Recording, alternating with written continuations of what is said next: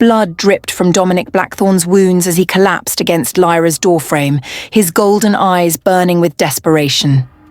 The prophecy didn't break, he gasped, reaching for the woman who once loved him. It darkened. Lyra stared at the alpha who had destroyed her 3 years ago, her silver eyes cold as ice. Her fingers twitched with power she'd spent years learning to control, power meant for revenge.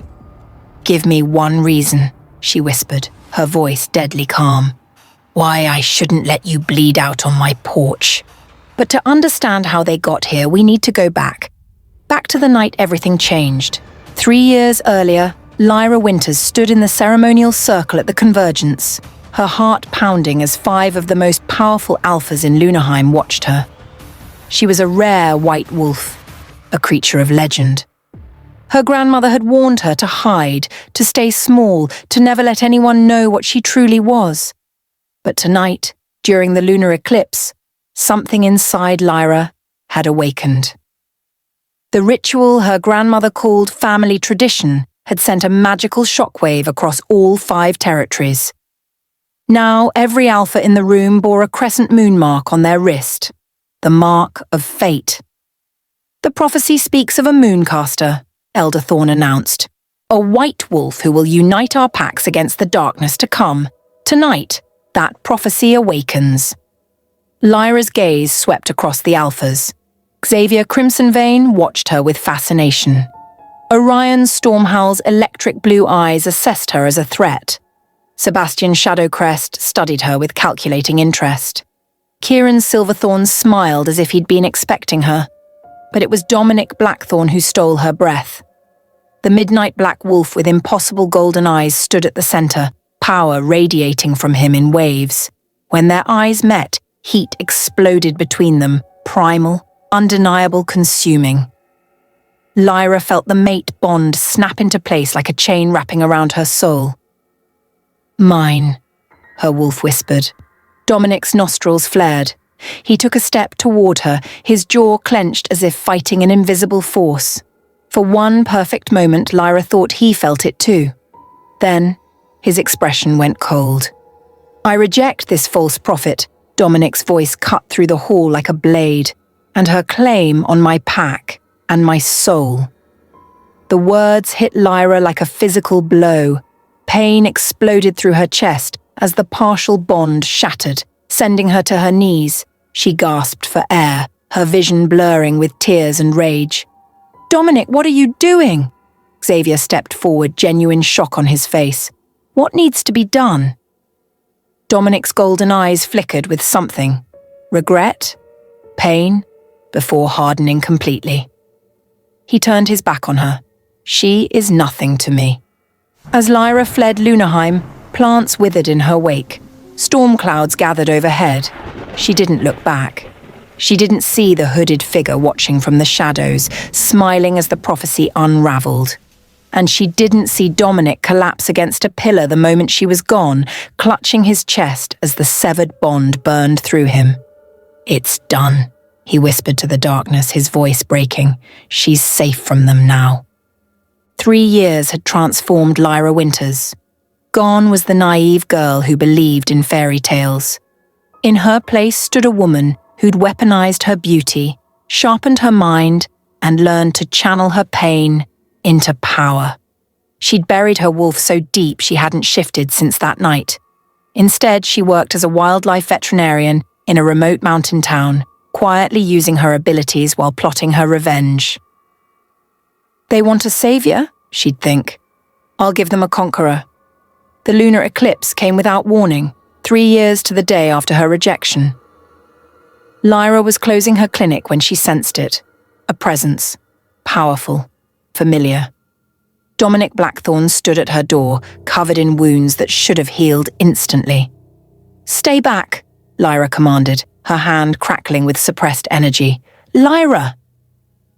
Her name on his lips sent unwanted shivers through her. "Please, I need—" He stumbled, catching himself. That's when she saw it. The wounds were turning black, spreading like poison. "The prophecy didn't break," Dominic gasped. "It darkened. The packs are dying. Wolves are going feral. The plague. It's connected to our broken bonds. Lyra wanted to walk away. But even after 3 years, even drowning in hatred, she couldn't watch him die. Get inside, she snapped, before I change my mind. As she worked to stabilize him, Dominic watched her with an intensity that made her skin burn. You've changed, he murmured. You ruined me, she replied coldly. I simply rebuilt myself into something sharper. Before Dominic could respond, the door burst open. 4 more alphas filled her small clinic, their eyes all fixed on Lyra. Xavier rushed to her side. Lyra, thank the goddess. We've been searching everywhere. Everyone out. Lyra's voice carried power now. You want my help? Fine. But we do this my way. On my terms. Orion's Stormhowl growled. You don't give us orders, little wolf. I'm not a little anything anymore, Orion. Lyra turned to face him, and her silver eyes glowed. I'm the Mooncaster you all rejected, and if you want to save your packs, you'll remember that. Sebastian Shadowcrest broke the tension with a slow smile. Fascinating. You've learned to harness it without completing the bonds. That shouldn't be possible. Many things about me shouldn't be possible, Lyra said. But here we are. Kieran Silverthorn was the only one who didn't seem surprised. His violet eyes held ancient knowledge as he spoke softly. You've been planning this? Your return. Lyra didn't deny it. You all made it clear I wasn't wanted, so I stayed away. But now you need me? Now we negotiate. That night, after stabilizing Dominic and sending the others away, Lyra searched through her grandmother's belongings for magical remedies. That's when she found it. Hidden in the false bottom of an old memory box, a letter from her mother. A mother she'd been told died when she was a baby. My dearest Lyra, if you're reading this, then the prophecy has awakened and I have failed to protect you. The Lunar Tribunal took your father and me because we tried to change fate. They fear what you represent, a bloodline they thought extinct. You are not just a Mooncaster, my love. You are the last daughter of the Wolf Queen. Royal blood flows through your veins. Find the truth. Free us. And forgive me for the lies that kept you alive. Lyra's world tilted. Her parents were alive, imprisoned, and she was royalty. A knock on her door made her jump. Xavier stood there, concern etched on his features. I saw your light on, he said gently. Are you all right? They imprisoned my parents, she whispered. The Lunar Tribunal. They're alive, Xavier. Xavier's eyes widened, and he pulled her into his arms. Then we'll find them. I swear it, Lyra. I'll help you burn down anyone who hurt you. His words should have comforted her. Instead, they sent a chill down her spine. But Lyra was done being afraid. I'm returning to Lunarheim, she announced. Not to save them. To take what's mine, my family, my power, my revenge. Xavier smiled, and for just a moment something dangerous flickered in his eyes. Then let's make them all pay. If you're already hooked by Lyra's story of rejection and revenge, smash that like button and subscribe. Trust me, the twists are just getting started. Lyra's return to Lunarheim was nothing like her first arrival. This time, she walked through the territories like a queen. The alphas circled her like moths to a flame, each one desperate to forge a bond, each one blind to her true intentions. Use them, she reminded herself. Make them want you, then destroy them. But the line between manipulation and genuine feeling blurred faster than she anticipated. With Dominic, everything was fire and fury. Their second encounter happened during a violent thunderstorm. Lyra was investigating corrupted ley lines when Dominic appeared, drenched and desperate. You shouldn't be out here alone, he growled. You shouldn't be anywhere near me, she shot back. Lightning cracked overhead as they faced each other. 3 years of rage, pain, and severed connection burned between them. I think about you every day, Dominic said roughly. Every damn day. The rejection nearly killed me, Lyra. It's still killing me. Good, she hissed. I hope it hurts. His mouth crashed against hers, cutting off her words. Lyra should have pushed him away. Instead, she grabbed his hair and kissed him back with equal violence. They barely made it to an abandoned temple before their clothes were torn away. Their coupling was primal, desperate. 3 years of suppressed mate bond exploding between them. Dominic's hands worshipped and claimed her simultaneously, his voice breaking as he whispered her name like a prayer. Afterward, as they lay tangled together, Dominic's golden eyes were haunted. "I need to tell you something," he said quietly. "The rejection wasn't my choice. Someone threatened my pack. They said if I accepted the bond, they'd reveal my secret and destroy everyone I loved." Lyra stiffened. "What secret?" Dominic took a shuddering breath. "My father was a vampire. I'm half vampire, Lyra. The union between our kinds is forbidden. Ancient law demands death for both parties." His hand cupped her face desperately. "I rejected you to save your life." The revelation struck Lyra silent. Everything she thought she knew shifted. "You should have told me," she whispered. "There was no choice," Dominic cut in harshly. "They would have killed you. I couldn't. I won't let anyone hurt you, even if you hate me forever." With Xavier, the betrayal was slower, sweeter, more insidious. He positioned himself as her ally in revenge. They spent long nights planning, strategizing, growing closer. Xavier's touch was gentle where Dominic's was rough. During a midnight ritual to strengthen her powers, their magical exchange became intensely sensual. Xavier's hands guided hers through the spellwork, his breath hot against her neck. "You're magnificent," he murmured. "They were all fools to reject you, but I see what you truly are." "And what's that?" Lyra asked, her body responding despite warnings screaming in her mind. "A goddess walking among mortals." Their ritual ended with them tangled together, magic and pleasure intertwined. But as Lyra drifted to sleep in his arms, she missed the calculating look in Xavier's eyes as he traced patterns on her skin, patterns that matched the symbols used to corrupt the ley lines. With Orion, combat became foreplay. "You can't lead if you can't fight," Orion challenged during a training session. "I don't need to fight," Lyra replied coolly. "I have other weapons." "Show me." Their sparring was brutal. Orion didn't hold back, and neither did Lyra. She used her elemental powers while he relied on pure strength. They crashed through the training grounds, drawing blood, pushing limits. It ended with Lyra pinning him using earth manipulation, rocks holding his limbs as she straddled his chest, both of them panting and bleeding. "Yield," she commanded. Orion's electric blue eyes blazed. "Never." The kiss was inevitable. Hate and hunger collided as their fight transformed into something else entirely. Orion's dominance met Lyra's refusal to submit, creating an explosive dynamic that left them both shaking. Later, as they cleaned their wounds, Orion spoke quietly. "My mate died 5 years ago. Murdered. I thought I'd never feel anything again." He met her eyes. "I was wrong." "Don't confuse lust for love," Lyra warned. "Don't confuse walls for strength," he countered. The moment shifted when Orion's daughter, a small girl named Luna, approached them, her eyes glazed with early signs of the plague. Without thinking, Lyra placed her hands on the child's head. Silver light poured from her palms, and Luna's eyes cleared. Orion stared at Lyra with something like worship. "You saved her." "My mate," Orion said slowly, "was killed by the Lunar Tribunal. They covered it up as a rogue attack. I've been building a resistance network ever since." Lyra's attention sharpened. "Tell me everything." With Sebastian, intellectual seduction was an art form.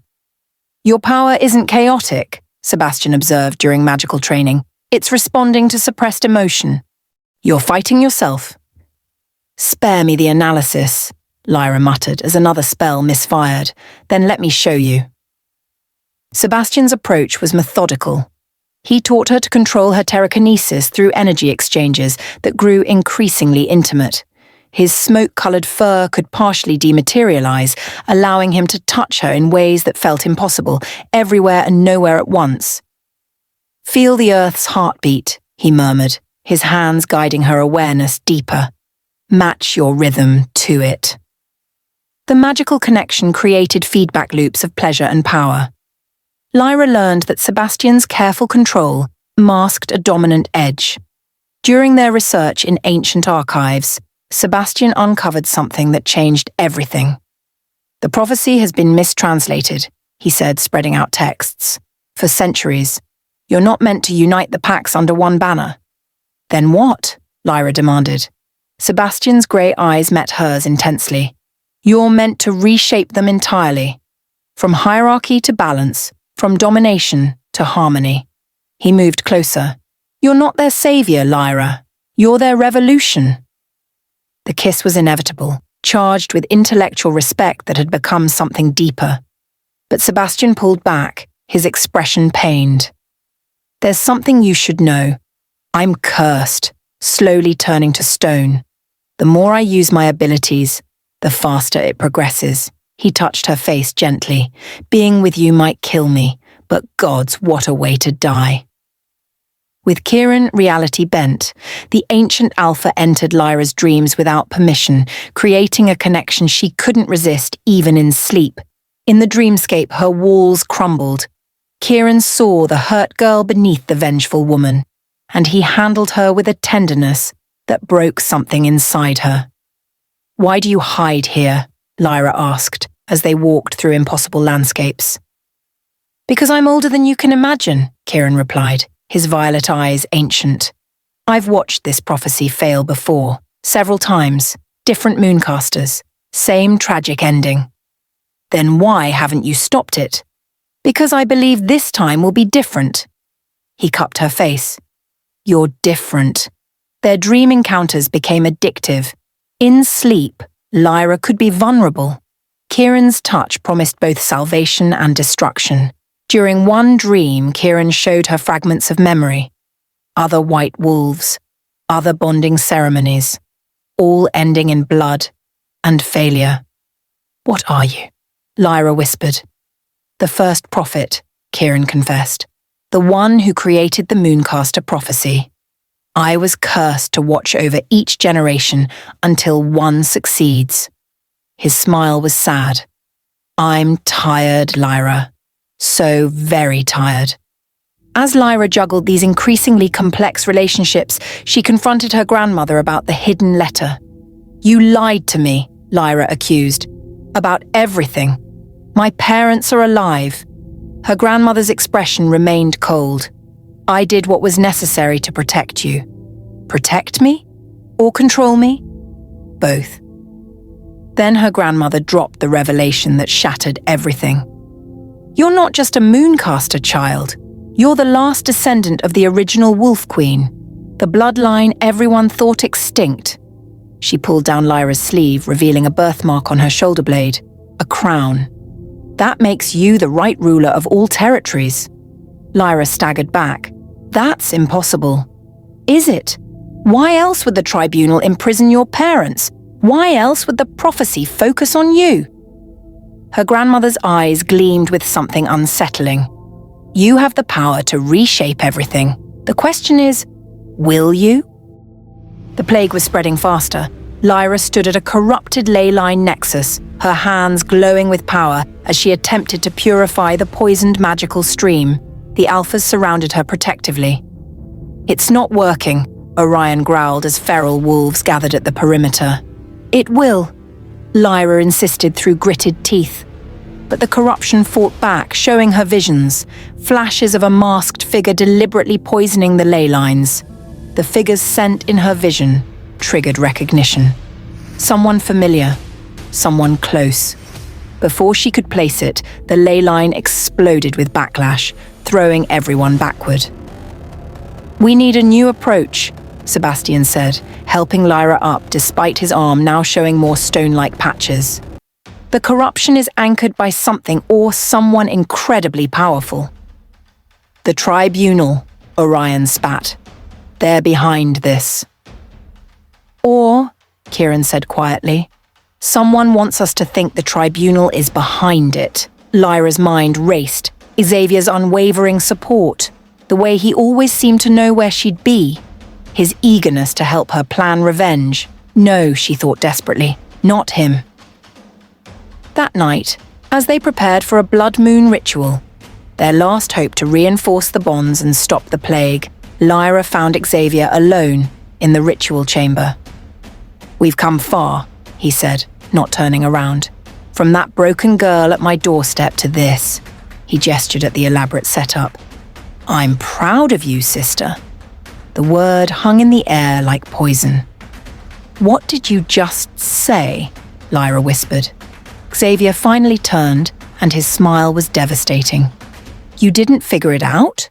I thought you were smarter than that." He moved closer. "Our mother, the great Seraphina, bore me after the Tribunal captured her.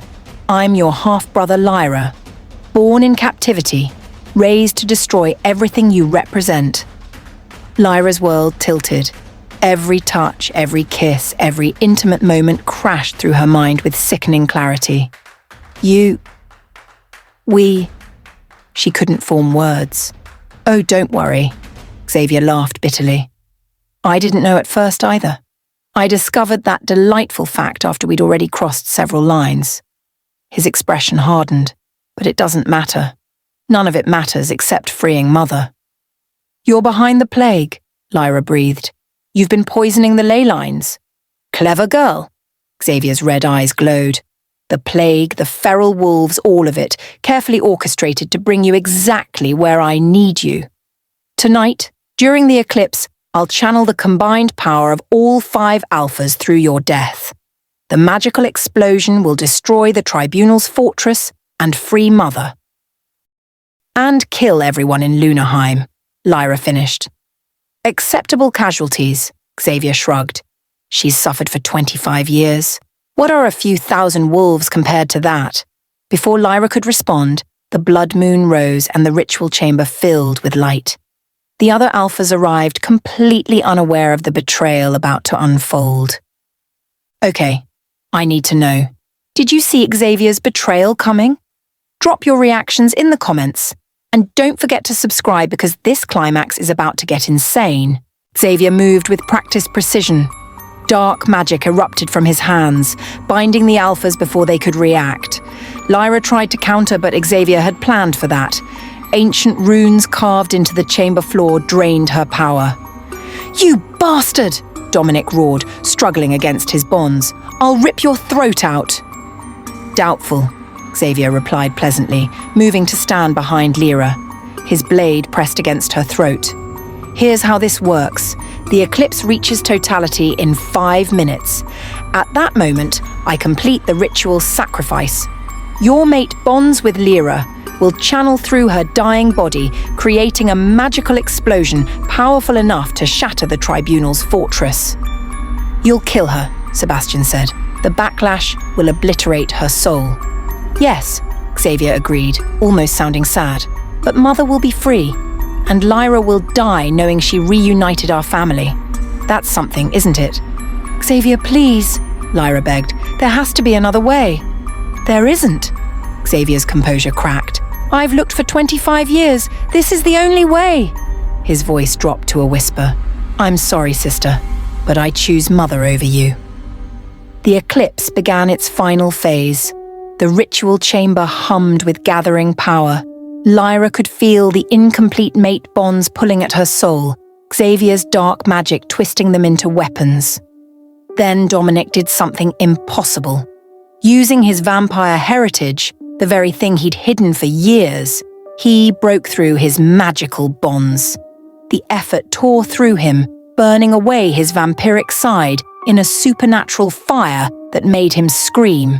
"Lyra is mine to protect," Dominic snarled, his body smoking. "As I failed to do once before, I will not fail again." He lunged at Xavier, taking the killing blow meant for Lyra. The blade pierced his chest, directly through his heart. "No!" Lyra's scream shattered windows. The partial mate bond, suddenly faced with Dominic's imminent death, exploded into full awareness. In that moment, Lyra felt everything Dominic had hidden, his tortured love, his years of agony, his willingness to die for her. The magical backlash from their bond's completion slammed into Xavier, throwing him across the chamber. As Dominic collapsed, Kieran's violet eyes began to glow with ancient power. "Forgive me," the ancient alpha whispered. "I've watched this cycle fail too many times. Let me finally break it." His immortal essence, thousands of years of accumulated power, poured out of him in a cascade of violet light. The magic that had kept him alive since the first prophecy shattered, transferring directly into Lyra. "Kieran, no!" Orion shouted, but it was already done. Kieran's body began to fade, becoming transparent. "I was never meant to see the end," he said with a peaceful smile, "only to ensure one mooncaster finally succeeded." His gaze fixed on Lyra. "You have the power now. Use it wisely." He vanished completely, his final gift settling into Lyra's bones. The borrowed power gave her one chance, one desperate gambit. Instead of channeling through the 5 alphas as Xavier planned, Lyra reached deeper. She connected to Lunaheim itself, attempting to forge a 6th bond with the land. The earth responded, but the cost was immediate and brutal. Lyra's white wolf form erupted from her skin involuntarily, then began to freeze. Stone spread from her paws up her legs, across her body, transforming her into a statue trapped mid-shift. "What have you done?" Xavier screamed. "You've ruined everything!" As Lyra's stone form completed, the ley lines throughout Lunaheim began to purify. The plague's advance halted. Feral wolves collapsed, unconscious but alive, and from the shadows figures in dark robes materialized. The lunar tribunal had arrived. Their leader stepped forward, lowering her hood to reveal a face Lyra knew even through her stone prison. Her grandmother smiled coldly. "Thank you, child," the old woman said. "You've done exactly what I've spent decades manipulating you to do." That stone form? It's not a curse. It's a chrysalis. When you emerge, you'll be powerful enough for me to harvest your essence and achieve immortality. Through her stone shell, Lyra's consciousness screamed in rage and betrayal. The alphas, still bound, could only watch in horror as the tribunal surrounded Lyra's frozen form. And the blood moon reached totality. Inside her stone prison, Lyra drifted in darkness. "This is it," she thought. "I failed." No, the voice wasn't hers. It was older, deeper, resonating with power. "You are not weak, daughter of the Wolf Queen. You are changing." Lyra became aware of something growing inside the stone. Not death, but metamorphosis. Her wolf form was dissolving, yes, but only to remake itself into something new. "The prophecy never said you'd unite the packs as they are," the voice continued. Her mother's voice. "You're meant to transform them, to become a bridge between all supernatural species." "But I'm dying," Lyra protested. "You're being reborn." In the tribunal fortress where they'd transported Lyra's stone form, her grandmother prepared the harvesting ritual. The alphas hung in chains nearby, forced to watch. "Do you understand what your precious Lyra really is?" Her grandmother addressed them. "The Wolf Queen's bloodline doesn't just unite, it transcends.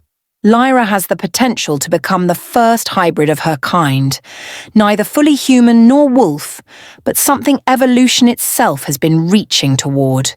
"You're insane," Orion spat. "I'm practical." The old woman's hands glowed with dark magic.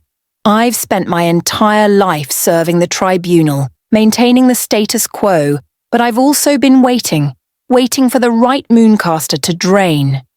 "Her mother trusted you," Dominic growled.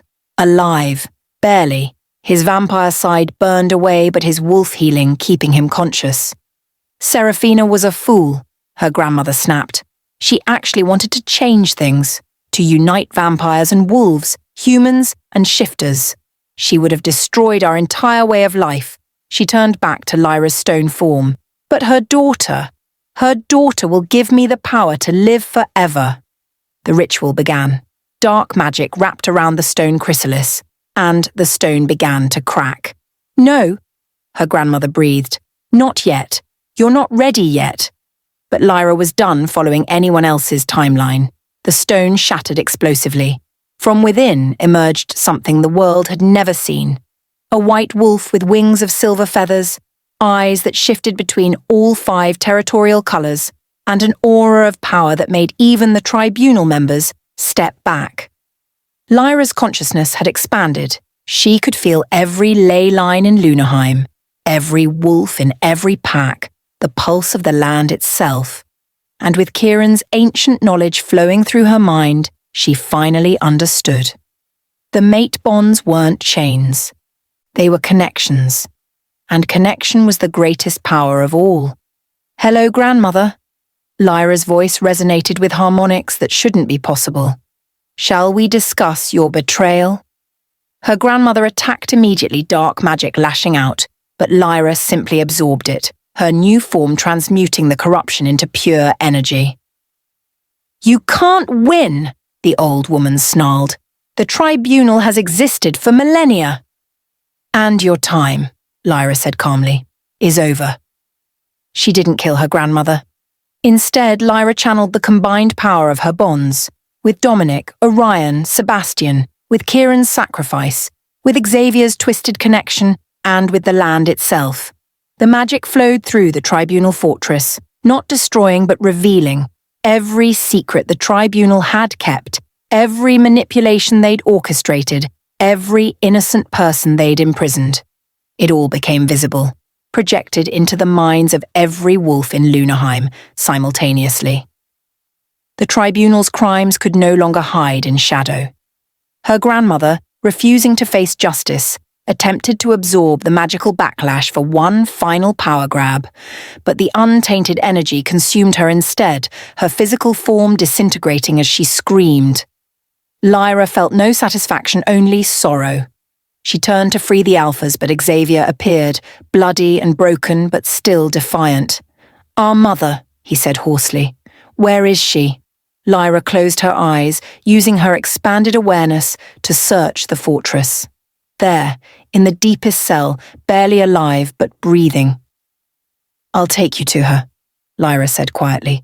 But Xavier, what you did, I know. Her half-brother's red eyes filled with tears. I know what I am, what I've done.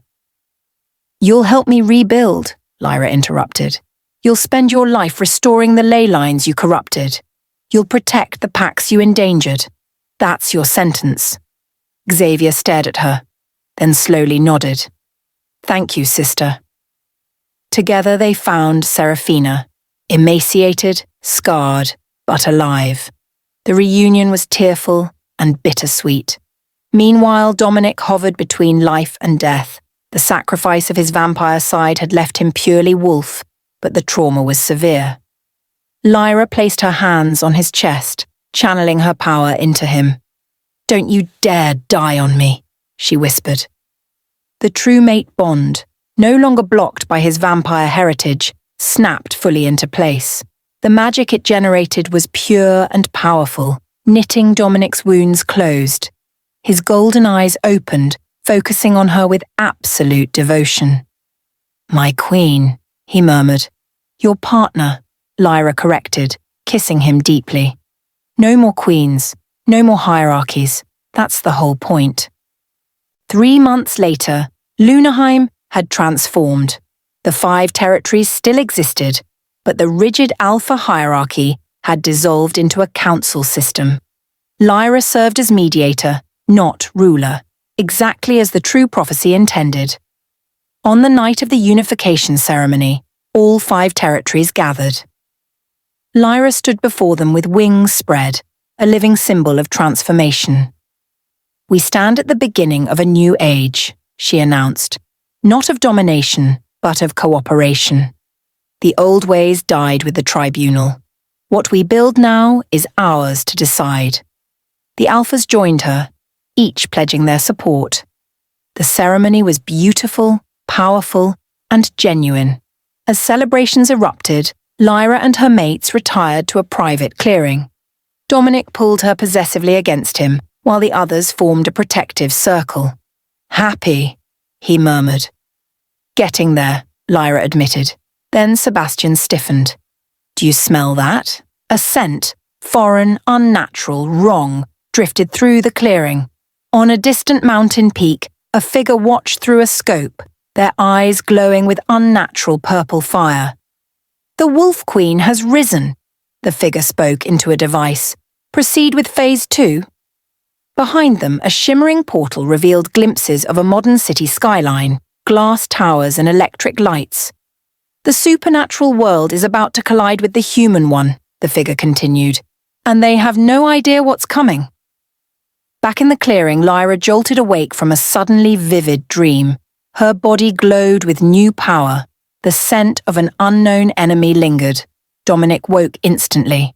"What is it?" he demanded, pulling her against him. Lyra stared at the moon, her expression both determined and troubled. "They're coming for us, and this time they won't stop until they have what they want." Her hand moved instinctively to cover her stomach.